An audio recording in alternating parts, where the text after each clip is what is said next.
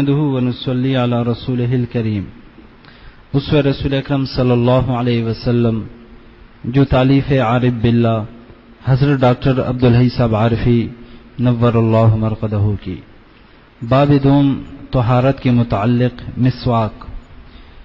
صحیح بخاری اور مسلم کی روایت ہے، مسواک کی فضیلت و اہمیت میں بکثرت احادیث مروی ہے۔ رسول اللہ صلی اللہ علیہ وسلم نے فرمایا ہے کہ اگر امت پر دشوار ہونے کا خوف نہ ہوتا تو میں ان پر ہر نماز کے لیے مسواک کو واجب قرار دیتا۔ مسواک کرنا منہ کی پاکیزگی کا ذریعہ ہے اور موجب رضائے حق سبحانہ و تقدس ہے۔ بخاری اور مسند احمد کی روایت ہے، فرمایا جب بھی جبرائیل علیہ السلام آئے تو انہوں نے مجھے مسواک کرنے کے لیے ضرور کہا۔ خطرہ ہے کہ جبرائیل علیہ السلام کی بار بار تاکید اور وصیت پر میں اپنی منہ کے اگلے حصے کو مسواک کرتے کرتے گھس نہ ڈالوں۔ حضور صلی اللہ علیہ وسلم جب قرات قرآن یا سونے کا ارادہ فرماتے تو مسواک کرتے اور گھر میں داخل ہوتے وقت بھی مسواک کرتے۔ چنانچہ حضرت عائشہ صدیقہ رضی اللہ عنہا فرماتی ہیں کہ حضور اکرم صلی اللہ علیہ وسلم کاشان اقدس میں داخل ہونے کے بعد سب سے پہلا کام جو کرتے وہ مسواک کرنا ہوتا تھا، اور وضو اور نماز کے وقت بھی مسواک کرتے تھے۔ انگلی سے مسواک کرنا بھی کافی ہے اگر لکڑی کا مسواک نہ ہو، اور درست سخت کپڑے سے ہو تب بھی کافی ہے۔ ابو نعیم اور بیہقی روایت کرتے ہیں کہ حضور اکرم صلی اللہ علیہ وسلم دانتوں کے عرض پر مسواک کرتے تھے، یعنی چوڑائی میں، اور مواہب لدنیہ میں ہے کہ مسواک داہنے ہاتھ سے کرنا چاہیے، یہ مستحب ہے۔ بعض شراح نے لکھا ہے کہ مسواک میں یعنی سے مراد ہے کہ ابتدا داہنی طرف سے کرے۔ حضرت عائشہ صدیقہ رضی اللہ عنہا سے مروی ہے کہ رات کو رسول اللہ صلی اللہ علیہ وسلم کی مسواک رکھ دی جاتی، جب رات کی نماز کو اٹھتے تو مسواک کرتے، وضو کرتے۔ روایت کیا اس کو بخاری و مسلم نے۔ حضرت عائشہ صدیقہ رضی اللہ عنہا سے روایت ہے کہ رسول اللہ صلی اللہ علیہ وسلم کا معمول تھا کہ دن یا رات میں جب بھی آپ سوتے تو اٹھنے کے بعد وضو کرنے سے پہلے مسواک ضرور فرماتے۔ مرض الوفات میں حضور صلی اللہ علیہ وسلم کا آخری عمل مسواک ہے۔ حضرت عائشہ صدیقہ رضی اللہ عنہا سے روایت ہے کہ رسول اللہ صلی اللہ علیہ وسلم نے ارشاد فرمایا، وہ نماز جس کے لیے مسواک کی جائے اس نماز کے مقابلے میں جو بلا مسواک کی پڑھی جائے 70 گنا فضیلت رکھتی ہے۔ روایت کیا اس کو شعب الایمان اور بیہقی نے۔ ابھی مسواک کے بارے میں آپ نے سنت کا عمل، آپ صلی اللہ علیہ وسلم کا عمل سنا، 10 روپے کی ہوگی، 15 روپے کی ہوگی، اور حدیث پاک ہے کہ منہ کی پاکی ہے مفہوم، اور رب کی رضا ہے، اور کلمہ شہادت یاد دلائے گی یہ مسواک، اور سن لیا آپ نے 70 گنا زیادہ ثواب ہے اس کا، جو بغیر مسواک کے نماز پڑھی جائے اور جو مسواک کے ساتھ پڑھی جائے 70 گنا سے زیادہ ثواب ہے۔ منہ کی پاکی ہے، رب کی رضا ہے۔ تو میرے پاس بہت عرصے سے یہ مضمون رکھا تھا، تو دل چاہا کہ اب یہ مسواک کی بات ہے تو ہمارے ساتھی مضمون کو ایک جگہ جمع کر لیں گے فادمیاں انشاءاللہ تعالی۔ مسواک کے بارے میں، مسواک کرنا مرد اور عورت دونوں کے لیے سنت ہے۔ احادیث میں مسواک کی بڑی تاکید آئی ہے۔ نبی کریم صلی اللہ علیہ وسلم اس کا بڑا اہتمام کرتے تھے، اور آپ نے اپنی امت کو بھی اس کی ترغیب دلائی۔ حضرت نبی کریم صلی اللہ علیہ وسلم نے فرمایا کہ اگر میری امت پر دشوار نہ ہوتا تو میں ان کو ہر نماز کے وقت مسواک کرنے کا حکم دیتا، پھر حکم سے تو کوئی نہیں ہٹ سکتا۔ اس کی اہمیت سمجھنا چاہیے۔ جیب میں اتنی چیزیں بھری ہوئی ہوں گی، مسواک نہیں ہوگی۔ ایک مثال دے رہا ہوں، جیسے غرفت السالکین ہے، مثال دے رہا ہوں۔ سفر میں تھیلے میں مسواک ہونی چاہیے، گھر میں مسواک ہونی چاہیے، اور غرفہ میں مسواک ہونی چاہیے۔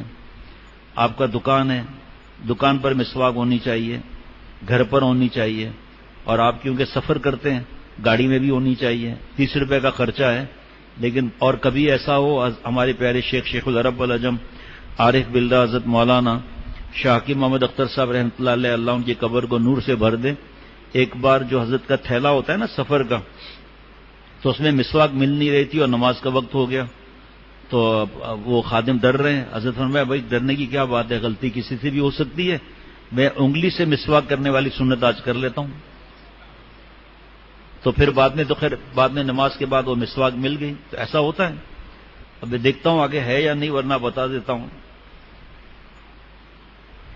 آپ صلی اللہ علیہ وسلم کا پسندیدہ اور دائمی عمل تھا، آپ کو یاد ہوگا سیرت پر جو بیان ہوئے تھے، تو آپ صلی اللہ تعالی وسلم نے اشارے سے مسواک کا فرمایا، آخری وقت تھا تو اما عائشہ صدیقہ رضی اللہ تعالی عنہا نے اپنے دانتوں سے مسواک کو تیار کر کے دیا اور آپ صلی اللہ علیہ وسلم نے مسواک فرمایا تھا، اور پھر جب غشی اطاری ہو رہی تھی تو مسواک دیتے ہوئے مسواک نیچے گر گئی تھی۔ وہ عجیب سیرت کے بیانات ہیں، اللہ مجھے بھی توفیق دے عمل کی۔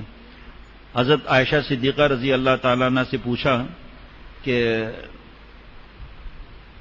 نبی اکرم حضرت شریح رضی اللہ تعالیٰ عنہ بیان فرماتے ہیں کہ میں نے حضرت عائشہ صدیقہ رضی اللہ تعالیٰ عنہ سے پوچھا کہ نبی اکرم صلی اللہ علیہ وسلم گھر میں داخل ہونے کے بعد سب سے پہلے کیا کام کیا کرتے تھے؟ حضرت عائشہ صدیقہ رضی اللہ تعالیٰ عنہ نے فرمایا کہ مسواک کرتے تھے۔ سلام کی سنت الگ ہے اور مسکراتے ہوئے داخل ہونا سنت الگ ہے۔ اب ہمارا اس پر عمل ہے یا نہیں ہے؟ مسکراتے ہوئے داخل ہوتے ہیں نہیں ہوتے؟ چہرے پر تبسم ہوتا ہے نہیں ہوتا؟ یہ ہر ایک کا اپنا معاملہ ہے۔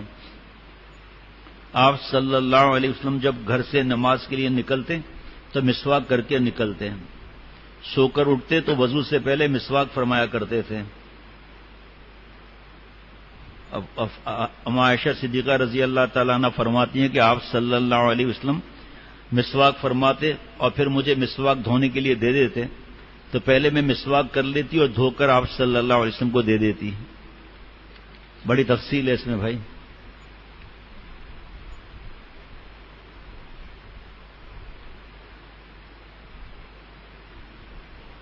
آپ صلی اللہ علیہ وسلم نے حضرت عامر بن ربیعہ رضی اللہ تعالیٰ عنہ فرماتے ہیں کہ میں نے رسول اللہ صلی اللہ علیہ وسلم کو روزے کی حالت میں اتنی مرتبہ مسواک کرتے دیکھا کہ میں اسے شمار بھی نہیں کر سکتا۔ ہم کیا کر سکتے ہیں، 5 مرتبہ ہی کر لیں، اللہ توفیق عطا فرمائے۔ اور میں نے ابھی بتا دیا حدیث پاک کے منہ کی پاکیزگی اور اللہ کی رضامندی ہے۔ اور مرقات میں جو مشکات شریف کی 11 جلدوں میں شرح ہے، جو میں نے ابھی عرض کیا کہ ملا علی قاری رحمۃ اللہ علیہ فرماتے ہیں کہ مسواک میں 70 فائدے ہیں۔ 70 فائدے، ان میں سے ایک فائدہ یہ بھی ہے کہ اس کی برکت سے موت کے وقت کلمہ یاد کرایا جاتا ہے، کلمہ یاد آ جاتا ہے۔ اللہ اکبر۔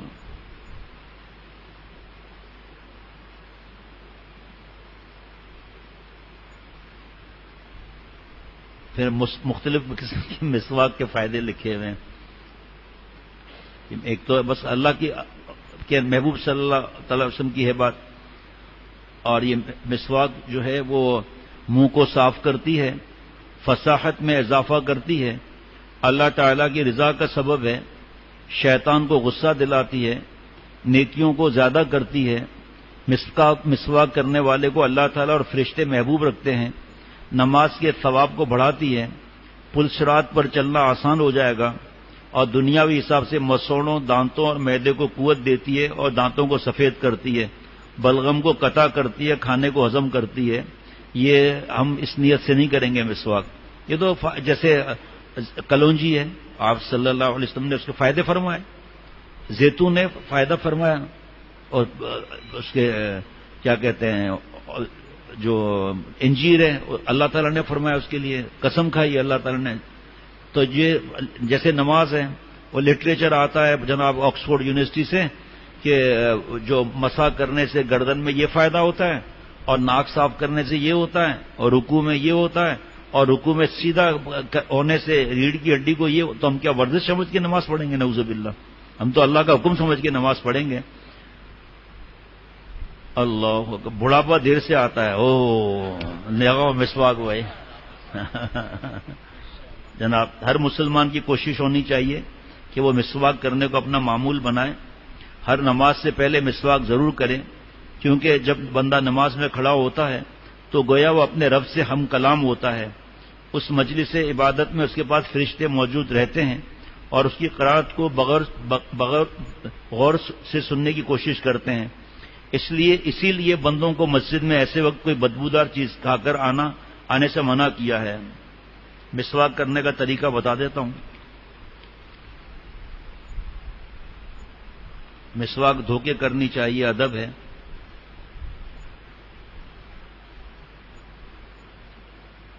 ہر وضو میں مسواک سنت ہے. وضو کے علاوہ ان اوقات میں مستحب ہے. نماز کے لیے سنت ہے تو پابندی کی فکر ہونی چاہیے.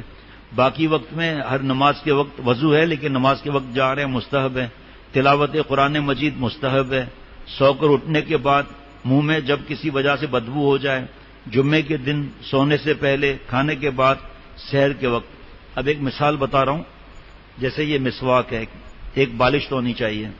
جزاک اللہ. اچھا چلو میری مسواک لے آئے. ایک تو ایک بالش تو ہونی چاہیے، ٹھیک ہے جی. اس کے بعد یہ 3 انگلیاں اوپر ہوں اور انگوٹھے کے ساتھ اس طرح انگوٹھا ہو اور چنگلیاں نیچے ہوں. یہ 3 انگلیاں اوپر، انگوٹھا اس طرح، یہ سنت کی کتاب میں لکھا ہوا ہے، اور چنگلی ایسے نیچے. اور اس کے بعد اس طرح کرتے کرتے مسواک کریں. اگر کوئی مسواک کہتے ہیں کہ جبڑے سے خون نکل آتا ہے، تو یہ جو مسواک ہے پتہ نہیں زیتون کی بولتے ہیں کس کی ہے، اس کے ریشے بہت نرم ہوتے ہیں. اللہ تعالیٰ مجھے اور ہم سب کو 100% عمل کرنے کی توفیق عطا فرمائے.